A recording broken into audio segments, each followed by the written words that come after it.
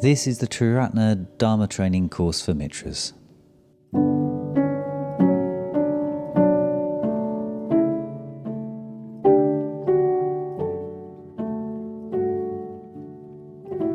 Compiled by Vedanya and produced by Sangaruchi. Music by Sarvadarshan.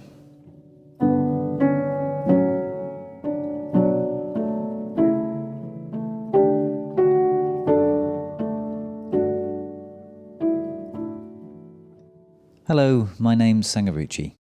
This course is usually offered in Triratna Buddhist centres to small groups. I'm producing an audio version for anyone who can't get to a centre. Please listen to episode 1.1.0 as this gives an introduction. The course is narrated in text sessions, and in a subsequent question and answer session, I respond to anything people have sent me.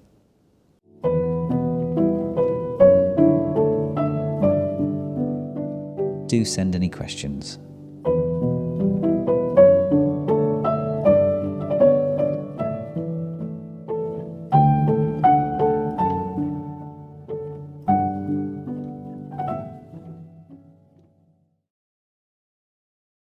Year 1, Section 2, Week 1 of the Dharma Training Course for Mitras.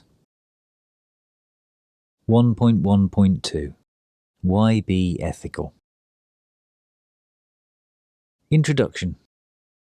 As we saw in the first part, this course is designed to help us explore the 3 declarations we make when we become a Mitra. I think of myself as a Buddhist. I'm trying to practice the 5 precepts. The Triratna Buddhist community is the context in which I want to practice, at least for the foreseeable future. In this second section of the course, we move on from looking at what it means to be a Buddhist to what it means to practice the 5 precepts. This week, we will be looking at why ethics is such an important part of the spiritual path. Then, in the next 5 weeks, we will look at each of the 5 precepts one by one. In later parts of the course, we will broaden the way we look at the second declaration to include other ways we put Buddhism into practice in daily life, including the practice of meditation and the practice of applying Buddhist ideas to the way we think about life.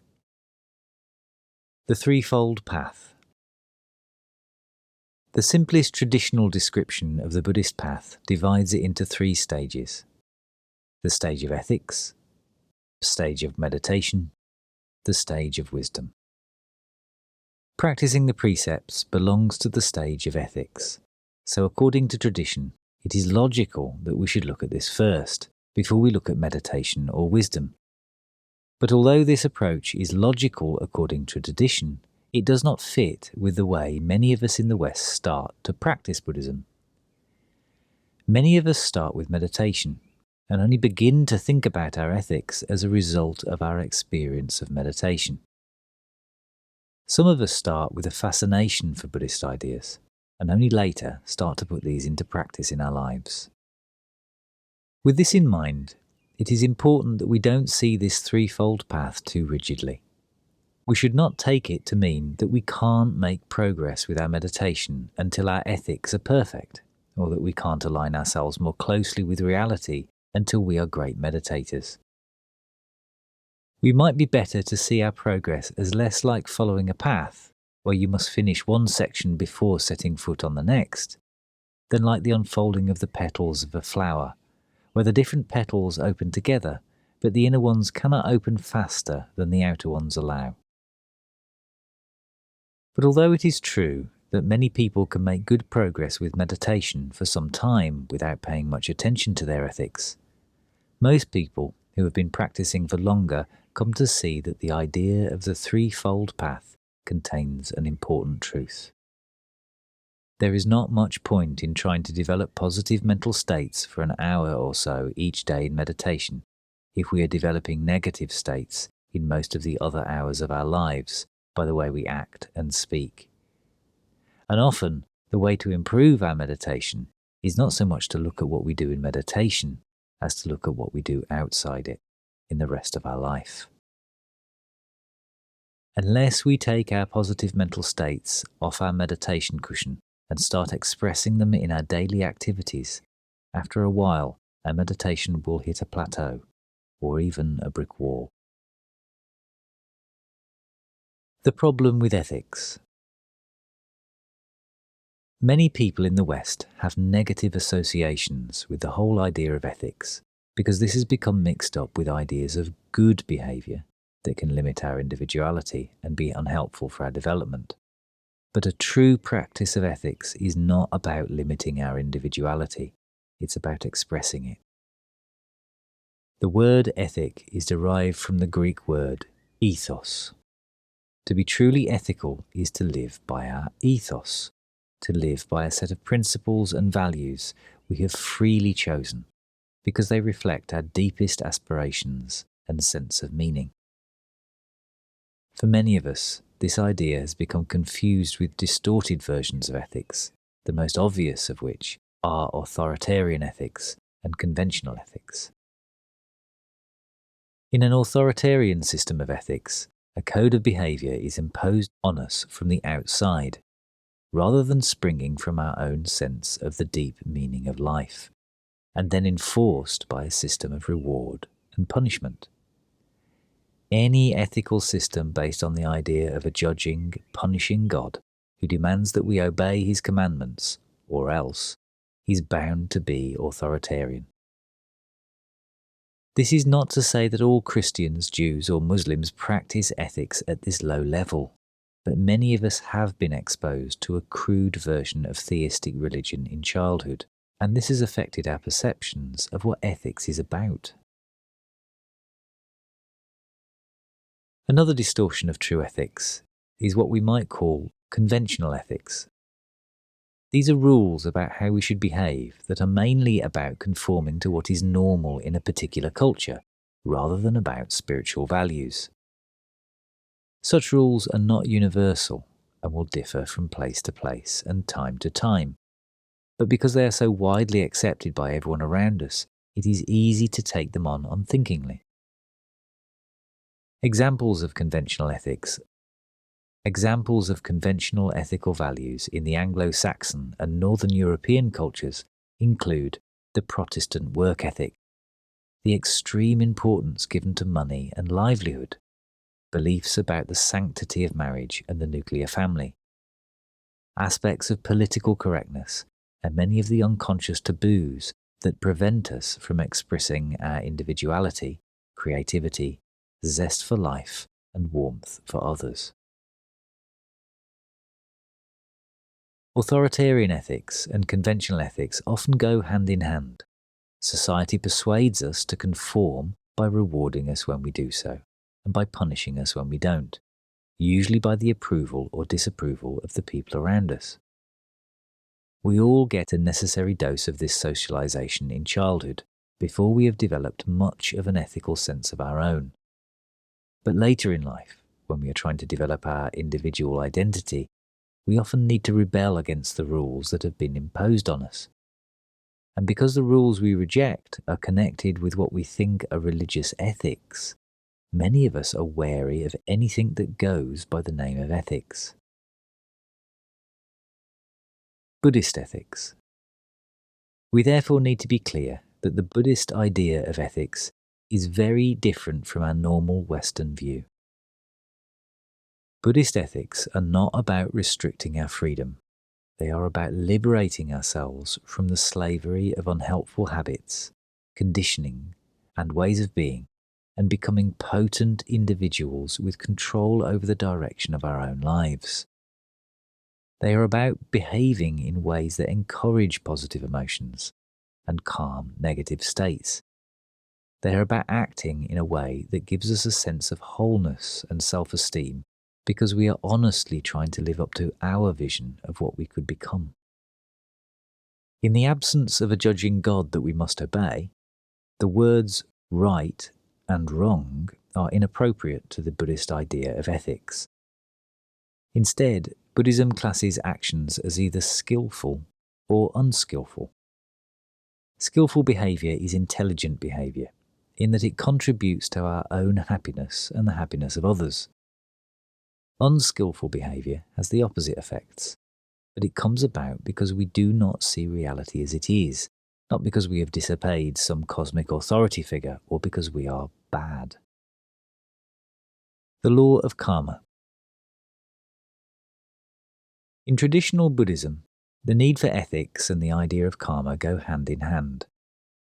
The Sanskrit word karma means simply action. The law of karma extends the idea of cause and effect into the area of ethics, pointing out that all our actions have consequences for us and for others. To the extent that we behave in skillful ways, our experience in the future will be happier and brighter. To the extent that we behave in unskillful ways, our experience in the future will be unhappier and darker.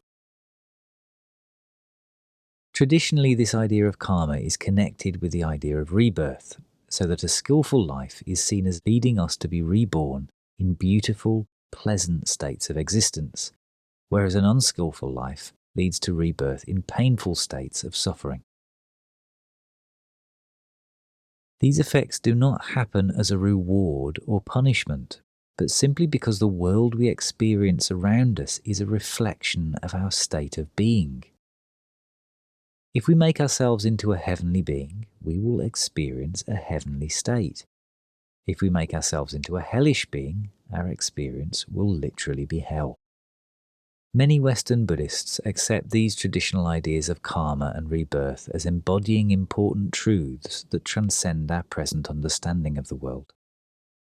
However, others find it difficult to accept the idea of rebirth, so it is important to be clear that we don't have to believe in rebirth to accept the idea of karma. It is easy to show that the law of karma operates just as much in this life as in future lives. Even in this lifetime, the way we act now determines the world we will experience in the future. We all have many strands in our being. Sometimes our thoughts are skillful, sometimes they are unskillful. And usually we have a jumble of different thoughts coming up almost at the same time. If, for example, someone asks us for money for a good purpose, we are likely to have a range of thoughts and feelings. Sometimes there will be generous thoughts and we will have the impulse to give. Sometimes, even though we can afford to give, our thoughts will be stingy and we may resent the fact that we have been asked. These two strands in our being may seem to pop up of their own accord, like mental weather. They are the result of our past actions and conditioning, and we have no choice about which ones come up at any one time. But we do have a choice about which type of thought we will put our will behind, which we identify with, which we give our energy to, and which we act upon. If we give our energy to the generous strand, this will become stronger, and the stingy strand will become weaker. If, on the other hand, we will put our will behind the stingy strand, this will become stronger, and our generous impulses will become weaker in future. We are making this sort of choice and forming our future selves all the time. Our minds constantly throw up all sorts of thoughts and feelings. We constantly choose which of the many strands in our being we identify with and act upon. In the process, we are constantly choosing to make ourselves either larger, more expansive and more whole, or else smaller, more cramped, and more fragmented. We are constantly forming the person we will be in the future, and this in turn determines the sort of world we will experience, just as surely as if we were choosing a realm in which to be reborn. We all see the world through the spectacles of our mental states. Even though we humans apparently all inhabit the same physical space and are subjected to the same range of pleasant and painful experiences, we experience this very differently according to the nature of our being. If we make ourselves into a larger, more positive and expansive being, then we will experience a deep happiness which does not depend on outer circumstances. But if we make ourselves into a smaller, more negative being, then we will have a cramped, dark, unhappy experience, even if our outer circumstances are very pleasant. It will be obvious from this discussion of the law of karma that the practice of ethics is a crucial part of our path. Choosing skillful rather than unskillful actions is an essential part of the way we change in positive ways, so that we come to express more and more of our spiritual potential. Meditation without a conscious practice of ethics is not enough to allow us to do this, and nor is even the most sophisticated understanding of Buddhist philosophy. Aspects of ethics. Beyond the terrible trio. In fact, the importance of ethics is so central to the path that it has many different aspects and can be expressed in many different ways. Although in a sense, these are all just different ways of saying the same thing. One way of putting it is simply to say that when we act skillfully, we encourage skillful mental states in ourselves, whereas when we act unskillfully, we encourage negative mental states based on ill will, craving, and delusion. As the whole point of the Buddhist path is to move beyond this terrible trio, it is obvious that acting skillfully is not an optional extra. Acting as if. Another way of putting it is to say that part of the way we become an enlightened being is to act as if we were already an enlightened being. A Buddha is spontaneously skillful, naturally living on the basis of solidarity with others, generosity, freedom from craving, straightforward integrity, and clear awareness. For us, these qualities don't yet always come naturally, although we all carry the seeds of them inside us. So at the moment, we often need to make a conscious effort to act on these qualities, acting as if we were enlightened, to help these seeds grow.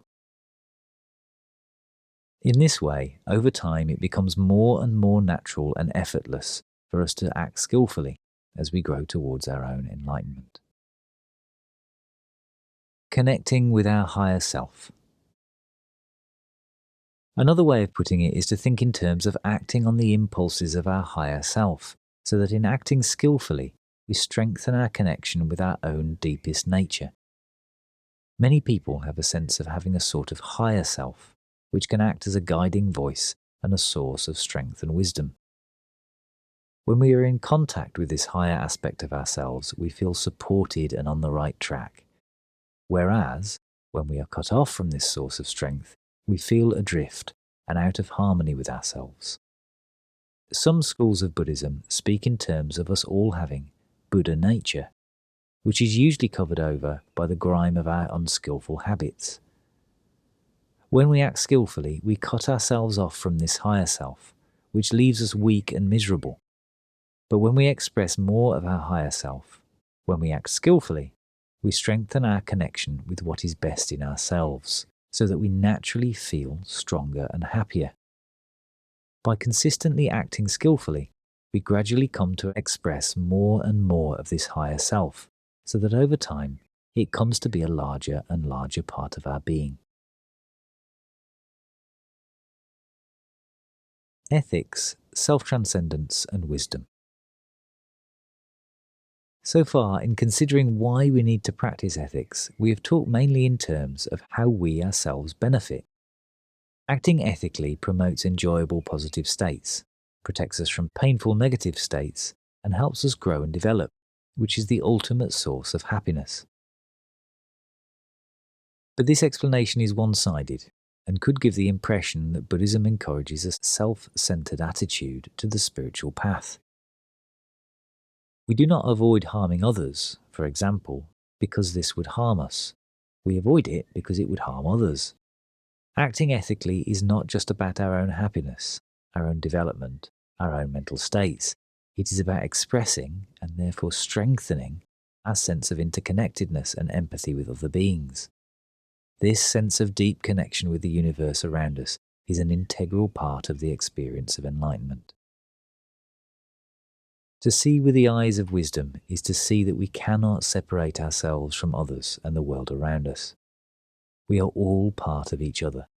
When we hurt another, we hurt ourselves, and when we benefit another, we benefit ourselves.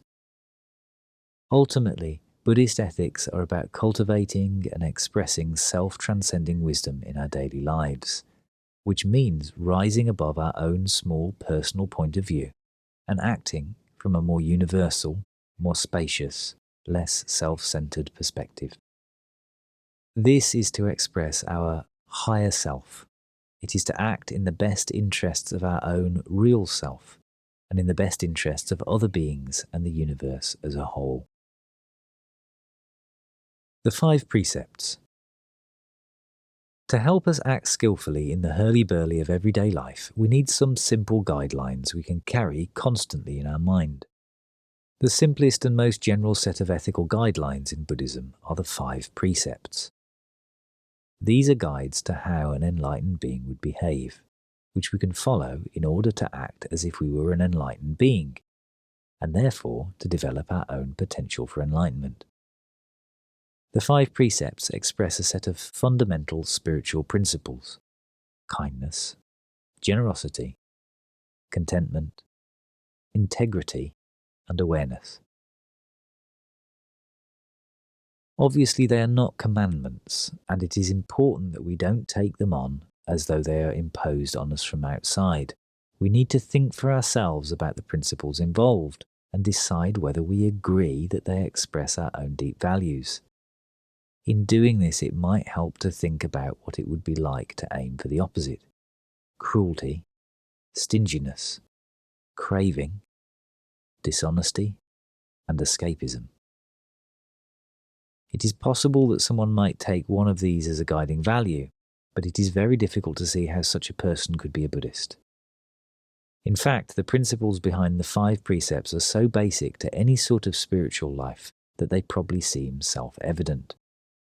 Accepting these principles as reflecting our own deep values is fundamental to becoming a Buddhist. Each of the 5 precepts has a positive and negative form. The negative forms advise us what not to do. They set alarm bells ringing when we're about to do or say something unskillful. The positive forms express the general principles we should be aiming for and are the more general and important of the 2 sets. Pitfalls. There are at least 2 dangers we need to watch for as we practice ethics. The first is importing concepts of obedience and sin from our other religious traditions, which can feed a sense of guilt and unworthiness. The second is being unrealistically hard on ourselves. The precepts are guidelines about how an enlightened being would behave. We are not enlightened, and until we are, it is impossible for us to keep the precepts perfectly. Imagine, for example, what it would be like to be totally generous, with no sense of anything being mine. The precepts are sometimes called training principles, and it is important that we see them in this spirit, as practices we train ourselves with, so that we gradually get better at them. Acting ethically is a skill. If with any other skill, say playing the piano, we expected to be perfect from the start, and then mentally beat ourselves up whenever we hit a wrong note, we would soon give up. Questions for reflection and discussion. 1. What first interested you in Buddhism? Ethics, meditation, or wisdom? Which did you practice first? 2. What were your associations with the word ethics before you started this course? How had this been influenced by authoritarian or conventional versions of ethics? 3. Do you believe that whether we act skillfully or not now determines whether our future experience is bright or dark? What other factors might contribute? 4. We could see ethics as about developing positive states and avoiding negative ones, about acting as if we were enlightened, about connecting with our higher self, or about expressing our interconnectedness with others. Which explanation appeals to you the most? Do you think they are connected? 5. Do the principles expressed by the 5 precepts reflect your own values? Are there any you don't relate to? Are there any other principles you would add to make your own set of precepts? In thinking about this, you might bring to mind someone you admire for their spiritual qualities and think about what qualities they exemplify. 6. Do you know the 5 precepts by heart? Do you think this helps us practice them?